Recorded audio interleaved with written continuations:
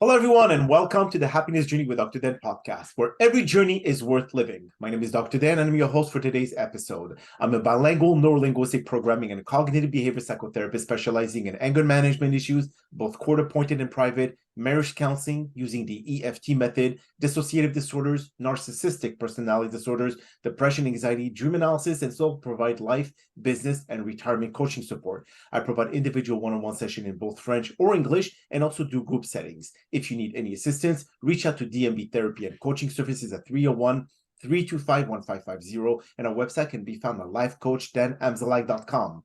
Today, I'm very excited to have for our fifth episode of season 18 a very special guest, comedian and cartoonist, Trenton Hudson. And just like every of my past episode, I will leave it up to the guests to properly introduce themselves, as no one can do a better job. Trenton, the floor is yours, my friend. Thank you so much for having me, Dr. Dan. Pleasure to be here. My name is Trenton Hudson. I'm a cartoonist. I'm a comedian. I'm an entrepreneur, a few things in between, but mostly I'm just a guy trying to have fun, be happy, and love life and make my dreams come true. Beautiful. Well, thank you so much for being here today.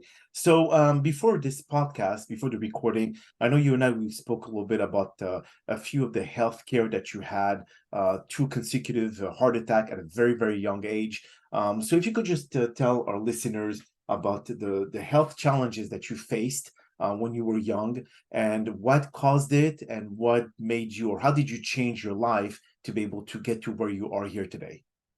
For sure. So I had a heart attack when I was 20 years old, and that was caused by an aneurysm in my LAD. So for those of you who are maybe not too familiar with heart anatomy, your LAD supplies blood to the bottom left side of your heart. So that quadrant of your heart gets blood through the LAD. And after I had my first heart attack, they put a stent in another aneurysm. So I had two aneurysms, one of them closed up, caused a heart attack. And then 15 months later, the other one closed up around the stent that they put in. This was expected, but they wanted to give me a little time to recover from the first one and hopefully prolong the second one, right?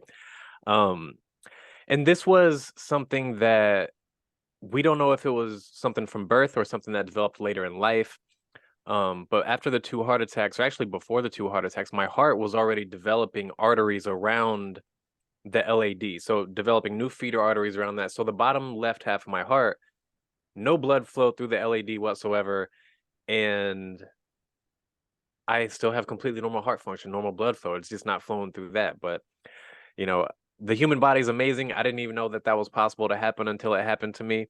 So someone's looking out for me. And another thing that I feel so blessed and so lucky, like, to go through what I went through and have the experience of,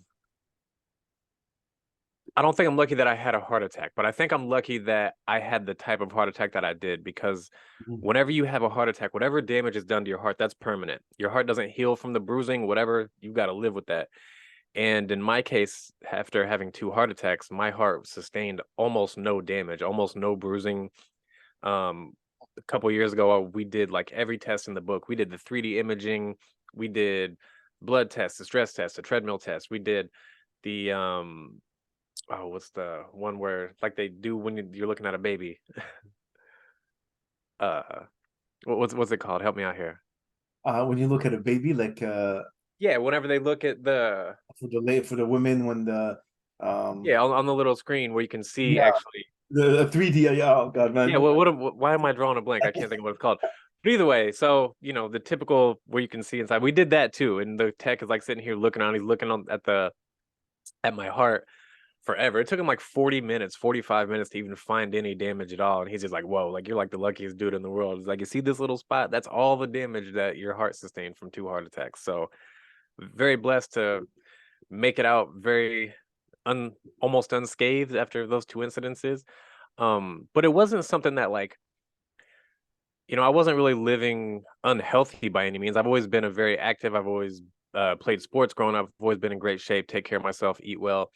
Um, but it definitely changed what I consider healthy, because this was, I'm 20 years old, so I'm 33 now. So this is, 2010. And this was at a point in my life when I still thought, like, granola bars and cereal was good for you and like a good way to, start your day. Obviously, it's not. And I was still, eating a lot of food that, was cooked in, you know, vegetable oil and these type of things that I would never ever eat now. You'll never see vegetable oil in my home no matter what, under any circumstance. You'll never see granola bars in my home.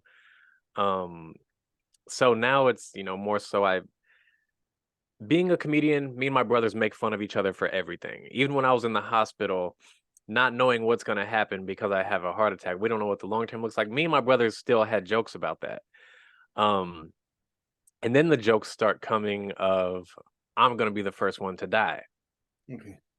And so that for me was like, okay, I'm gonna show you guys, I'm gonna outlive all you guys. So then it was like it kind of like lit a fire up under me. So now I'm like try to be really healthy, do all the things, that I think will help keep me in good health and living longer and feeling good.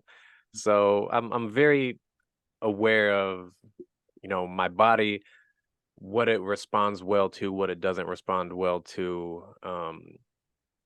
Sometimes I can feel like anything is slightly off my body and I can tell. Like I don't drink very often, but if I have like a few sips of alcohol, like a few sips, I'm not talking a few drinks, a few sips, I can feel the difference immediately.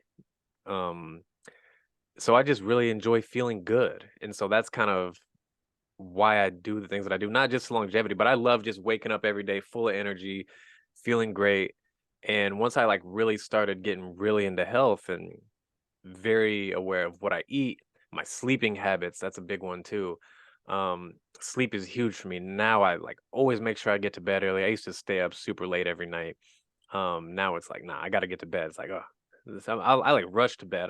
Like I can't wait to go to bed after Yeah. a long day and like Absolutely. rejuvenate and make sure I get all the. I don't ever wake up to an alarm either. I make sure I get to bed early enough.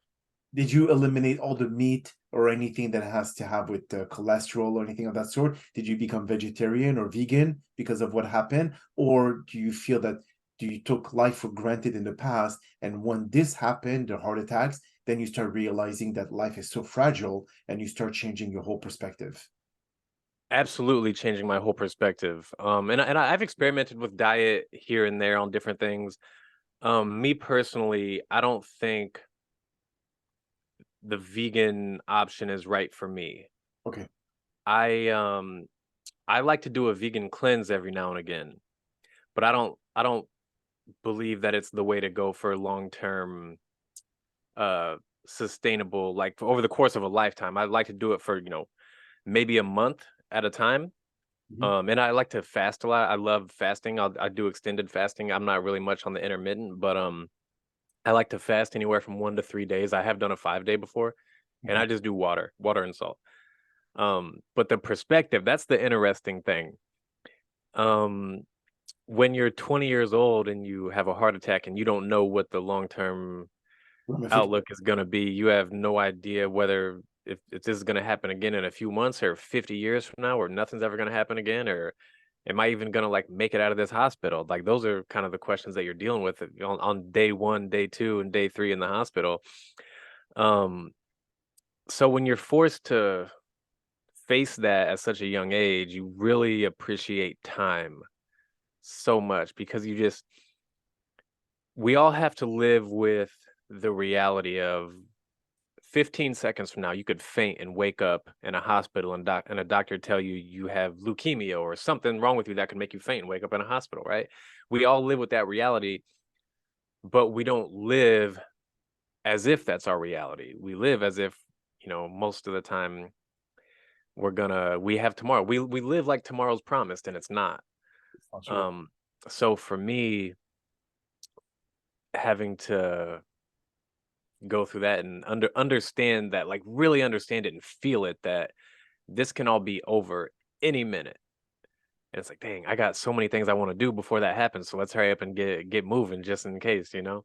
I'm planning on living, I tell myself every day I'm gonna live long, I'm gonna be an athlete forever, I'm gonna live forever. I'm shooting for 120. Okay. But but something could happen a week from now, and then like this is where it ends. So it's like I have to live. I can't live like I have 90 years left of life. I have to live like I got 90 days left. But do you think that this, because of what happened, a lot of people, as you said, they live too much either in the future or too much into the past, and they never really live life mindfully. So do you feel that even though you, because of your new healthy habits, you have the potential to outlive a lot of people, but do you think that also because of you not looking too much into the future and you look more into living into the present, allows you to be able to enjoy and appreciate life much better? I think so for my case, yeah. I focus really hard on trying to be present, and sometimes it's very difficult. Everything in life pulls our attention away, whether it's something that we're stressed out about that already happened, or maybe we're stressed about something that might happen, or maybe we're anxious, looking forward to something that's going to happen. And all that does is pull us away from this exact moment that we're in, right? So for me, I look at a lot of different things with health and longevity and these type of things, and I feel like that is something that is kind of overlooked as far as being present, because again, a lot of the times if we're thinking about the past, we're upset about something that happened, and sometimes we're like reminiscing on great things about the past. But if we're getting pulled out, a lot of times that's a stressful type of response or an anxious response looking into the future. So I try to keep those kind of hormones in a balance, and try to not let my cortisol and everything, my adrenals get too high. So and another thing is big health thing that people really overlook a lot is your relationships. Um the people who live the longest seem to have the closest relationships with their community, their family, their close friends. They um have to, yeah, they kind of got it figured out. That has a huge impact on how long we live, how well our cells regenerate to keep us alive, right?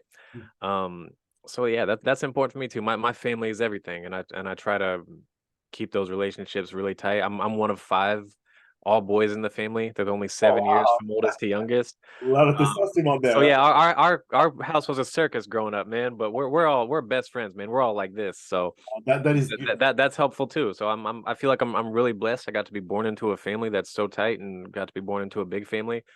So that's something that we don't get to control though, but the things that we can control, you know, the quality of the relationships, the things we eat, our sleeping habits, all these things. So yeah, the health journey has honestly been like really fun for me. And I love, because I've always been a very curious person about everything. I'm one of those people. I just love to read and learn things and know everything. So to learn about how the human body works Yes. has been my biggest, like, just that's kind of everything for me, because we always talk about like nutrition and things like this when it comes to health and longevity, right?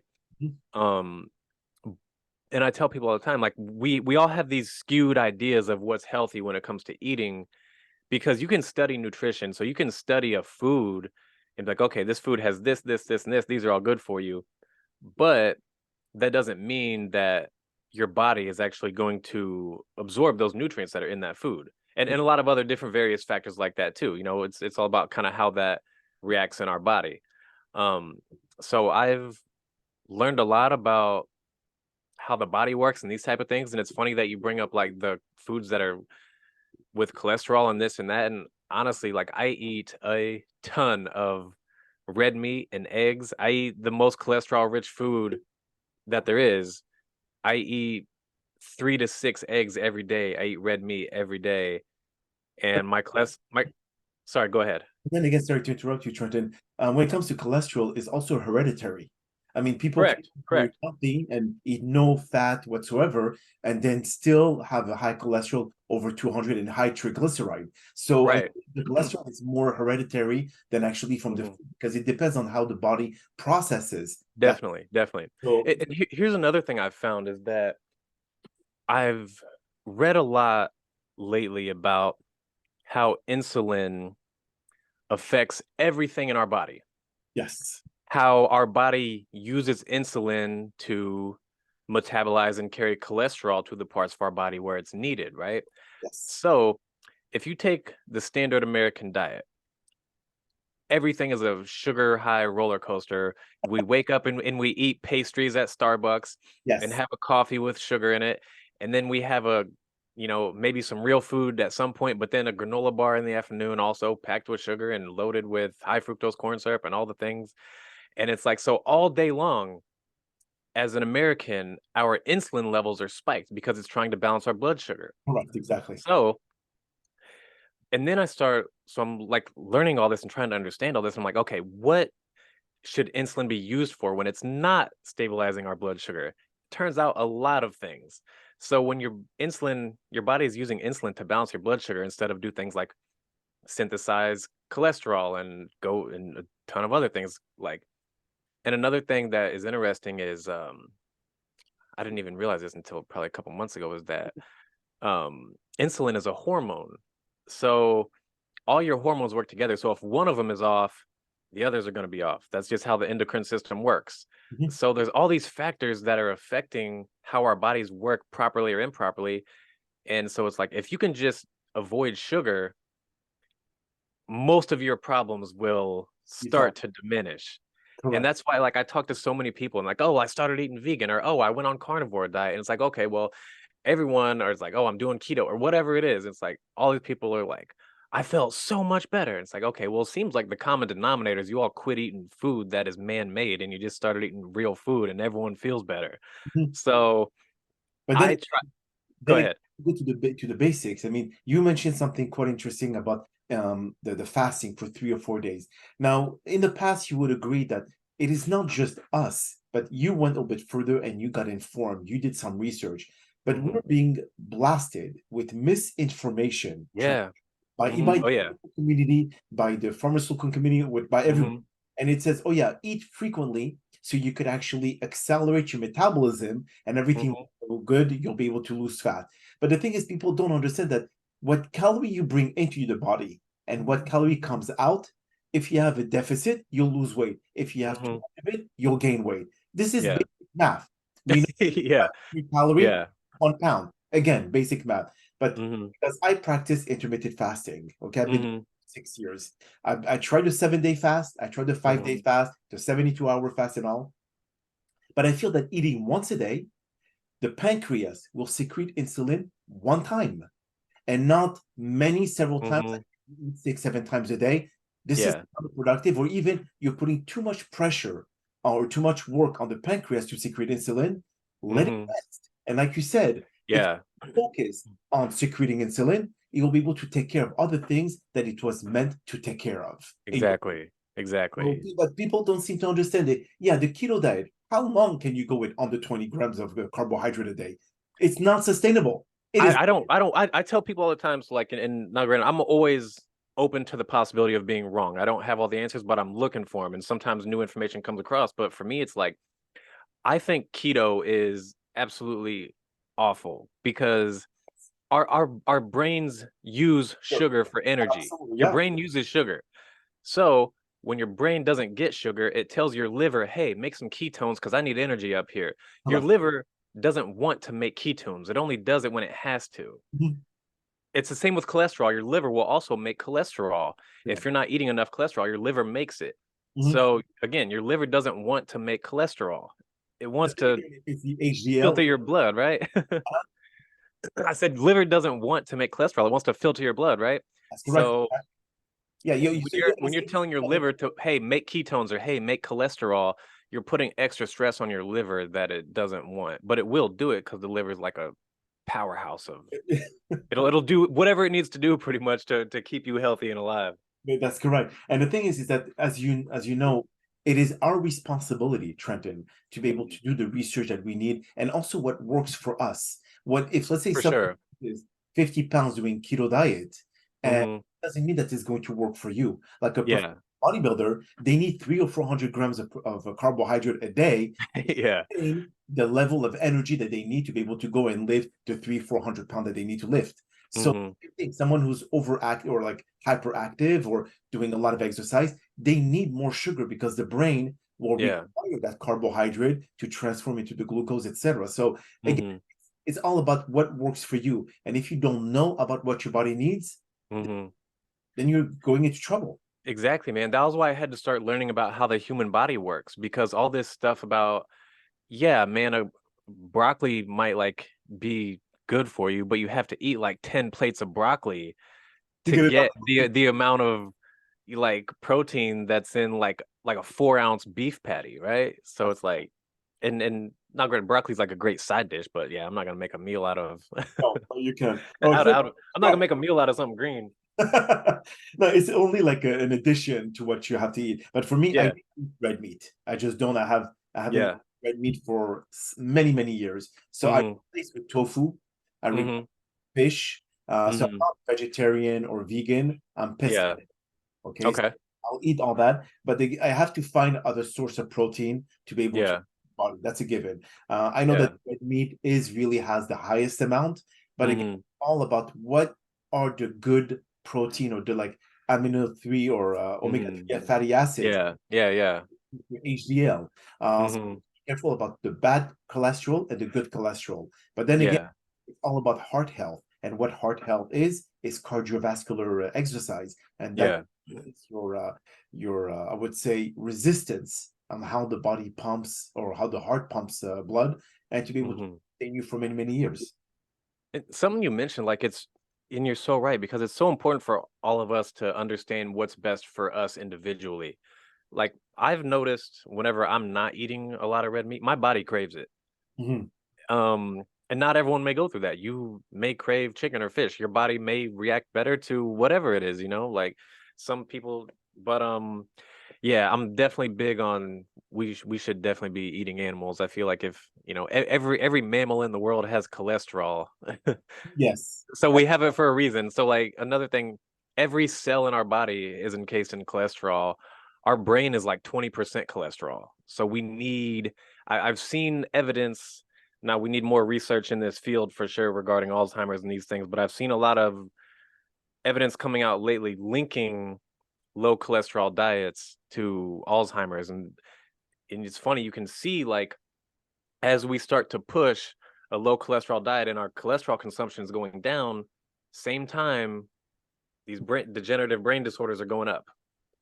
So but were they able to make this correlation because of the cholesterol aspect of it, or is it It's also? it's not 100% definitive. That's why I'm not going to be like, oh, you have to eat cholesterol because it's. But what I've started to see lately, some research on the pro cholesterol versus telling everyone to stop eating it. That seems to be the trend, is that some of these degenerative brain disorders, lack of cholesterol. Wow. Okay. Well, that's definitely something I'm going to But research. yeah, more research we need to do into that. I'm not saying, don't take my word for it. Anyone who's listening, don't say, oh, well, this guy said, Yeah. do your own research. I'm doing more research on the topic. It's things I'm still learning about. I don't have all the answers, but I'm looking for them. So So are you a stand-up comedian, Trenton? I mean, do you do this? I do stand up. I don't do a ton of stand up. I produce cartoons. That was actually what brought me to Los Angeles, making cartoons and being funny. That's the first love.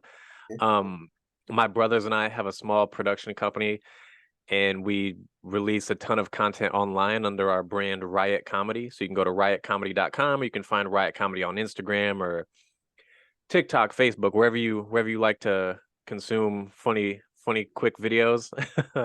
And we do a lot of making fun of athletes, a lot of NBA, a lot of NFL videos.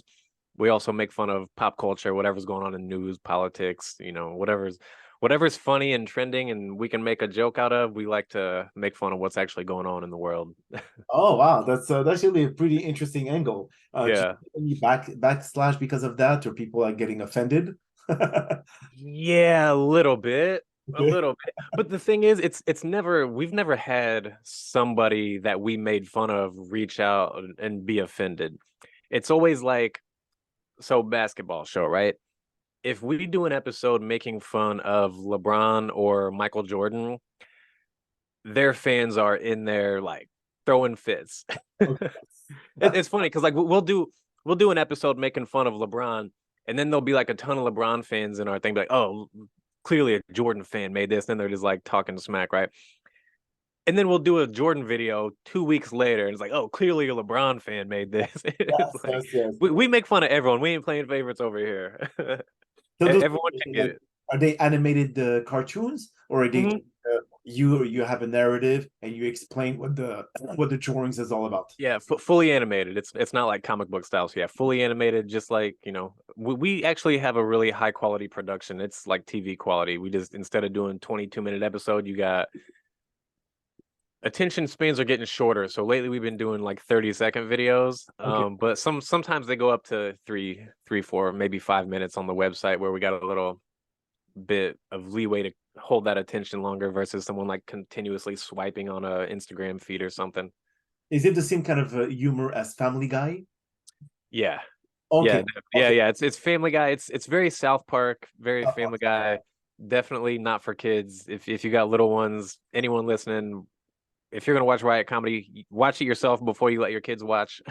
yes, that's Although I'll say, the stuff we do on our social media accounts is actually much more family friendly. But definitely don't let your kids watch the stuff on our website. yes. Because it's much more adult humor, very adult situations, just super hilarious content. But yeah, we like to push the edge or push the envelope and be edgy and Mhm. see what we can get away with. But it's all authentic. Sometimes you see comedy where someone will do something raunchy just for the sake of being raunchy or trying to get like some shock laughs. Yes. And we think that's a really cheap way to do comedy. And so everything we do, we keep it authentic, and we don't try to reach for something that's like, oh, I bet people would react wild to this. It's like Mhm. we make what we like and hope other people like it, and that seems to be working for us. So That's beautiful. But is it like talking about common events such as like Joe Rogan podcast? Do you like combine all of this into your cartoons?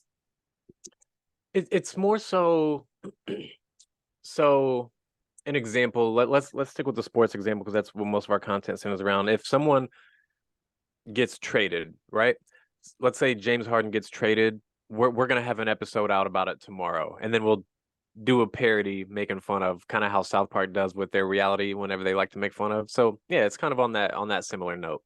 Beautiful. So what the channel is that again? If you can repeat this for the listener. Yeah, RiOT Comedy. So you can either Instagram at RiOT Comedy, TikTok, YouTube, riotcomedy.com. But yeah, YouTube is RiOT Comedy. Everything is RiOT Comedy. We got that handle across the board. So wherever you like to consume little tidbits of funny stuff, make you laugh, at RiOT Comedy. I'm gonna add all the channels and all the social media handles directly into the podcast description, so the listeners will be able to know and click on it. But on that note, Trenton, that is all the time that we have for today's podcast. I really appreciate you taking the time out of your very busy schedule to join us, and thank you again for participating and inspiring our many listeners with your incredible story.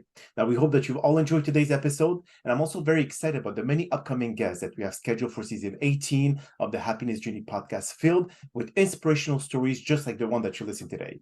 Now, here are some concluding words of wisdom. In the face of challenging health issues, we witness the incredible strength of the human spirit.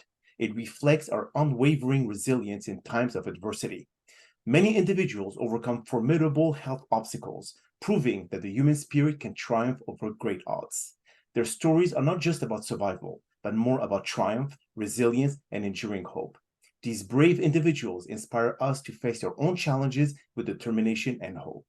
They remind us that we have the capacity to overcome, heal, and emerge from the shadows of illness into a brighter, healthier life. My name is Dr. Dan Amzallag, and you may all keep pursuing your amazing journey in life.